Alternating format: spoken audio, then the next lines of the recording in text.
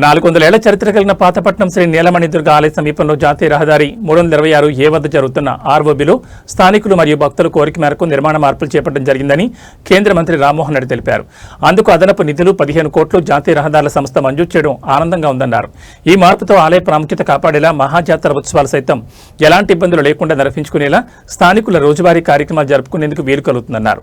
ఆంధ్ర, ఒడిశా ప్రాంతాలను అనుసంధానం చేసే కీలక ప్రాజెక్టులో తన అభ్యర్థన మేరకు మార్పులు చేసి అదనపు నిధులు మంజూరు చేసినందుకు కేంద్ర రవాణా శాఖ మంత్రి నితిన్ గడ్కరీకి జాతీయ రహదారుల సంస్థకు ప్రత్యేక ధన్యవాదాలు వెల్లడించారు. అందరికీ నమస్కారం. పాతపట్నం ప్రజలకు, ముఖ్యంగా శ్రీ నీలమణి దుర్గ అమ్మవారి భక్తులకు ఈరోజు ఒక సంతోషకరమైన విషయాన్ని తెలియజేస్తున్నాను. నరసనపేట నుండి పాతపట్నం మీదుగా ఒరిస్సాని కలిపే 326A జాతీయ రహదారి మన పాతపట్నం వద్ద నిర్మాణంలో ఉన్న రోడ్ ఓవర్ బ్రిడ్జ్ ఏదైతే ఉందో దానికి అదనంగా జాతీయ రహదారుల సంస్థ నుండి 15 కోట్ల రూపాయలు ఈరోజు మంజూరయ్యాయని తెలియజేస్తున్నాను.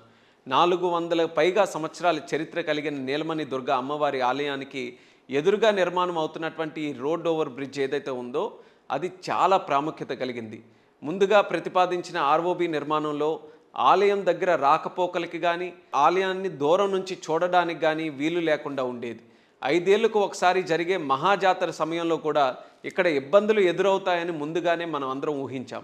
ఈ నేపథ్యంలో స్థానిక ప్రజలకే కాకుండా ఆంధ్రప్రదేశ్, ఒరిస్సా రాష్ట్రాల నుంచి వచ్చేసినటువంటి భక్తులకు ఆధ్యాత్మిక కేంద్రంగా ఉన్న మన శ్రీ నీలమణి దుర్గ అమ్మవారి ఆలయం ప్రాముఖ్యతని కాపాడే విధంగా స్థానిక ప్రజల అభిప్రాయాలను కూడా గౌరవిస్తూ భక్తుల సౌకర్యాన్ని దృష్టిలో పెట్టుకొని ముందుగా ప్రతిపాదించిన రిటైనింగ్ వాల్ స్థానంలో ఇప్పుడు వయోడక్ట్ నిర్మాణం చేపట్టాలని నిర్ణయం తీసుకున్నాం.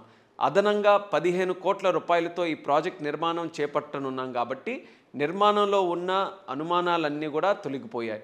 అదనపు నిధులు మంజూరు అయ్యాయి కాబట్టి మరింత వేగంగా ఈ ప్రాజెక్టుని పూర్తి చేసి ప్రజలకి అందుబాటులో తీసుకొని వస్తానని కూడా నేను తెలియజేస్తున్నాను.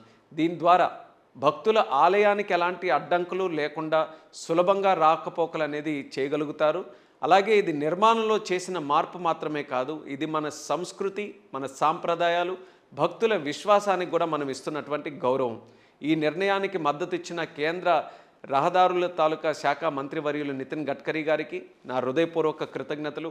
ఆర్ఓబి నిర్మాణంలో మార్పులు కోరుకుంటున్న నీలమణి అమ్మవారి భక్తులకు, పాతపట్నం ప్రజలకు ఇది నిజంగా ఒక శుభవార్తగా భావిస్తూ ప్రజలు భావోద్వేగాలని గౌరవిస్తూ అభివృద్ధి చేయడమే నా సంకల్పం, నా లక్ష్యం అనేది మరొకసారి తెలియజేసుకుంటూ మీ అందరికీ కూడా నా హృదయపూర్వక ధన్యవాదాలు.